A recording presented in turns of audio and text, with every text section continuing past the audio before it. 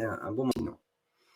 Des organismes humanitaires complices de la traite d'êtres humains, TV Liberté l'évoque depuis plusieurs années, et nous aussi évidemment. C'est désormais un rapport de police italien qui le confirme.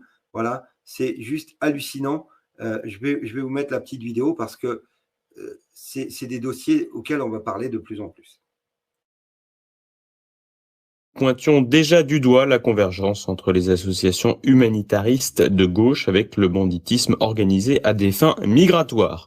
Un rapport de la police italienne confirme cela et va même plus loin. Les ONG visées sont, en plus de leur collaboration avec des organisations criminelles, accusées de jeter leurs déchets à la mer, de violer les normes de sécurité des bateaux, ce qui n'est pas très sécurisant pour les migrants, ou encore de chercher à faire du chiffre humain pour communiquer auprès de leurs donateurs et donc dans un objectif de maximisation du profit en matière de levée de fonds. On est loin de l'image d'Épinal du sauveteur de migrants à la dérive. Parmi les éléments de l'enquête, on retrouve des centaines de messages, des écoutes téléphoniques, des vidéos, autant d'éléments accablants pour 3 ONG. L'organisation britannique Save the Children, qui ne sauve pas vraiment d'enfants vu la moyenne d'âge des migrants en transit sur la Méditerranée, Médecins sans frontières, Cocorico, fondée notamment par Bernard Kouchner, ou encore l'association allemande Jugendrettet, une véritable épopée européenne en somme. Save the Children a par exemple collaboré avec la milice libyenne Dabashi, qui fait du trafic d'êtres humains sa spécialité et qui entretient des liens avec l'État islamique. Cette collaboration porte sur la livraison de cargos remplis d'êtres humains.